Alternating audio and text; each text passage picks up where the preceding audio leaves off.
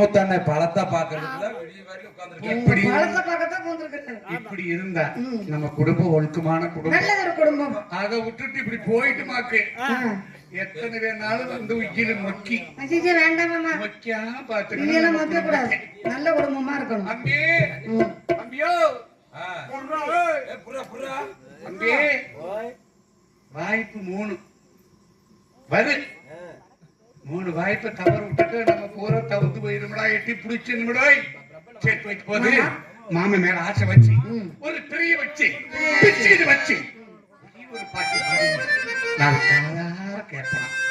ஆமா நான் கொள்ள ஆசை வச்சிருக்கேன். ஆமா ஆசை நிறைவேறுமா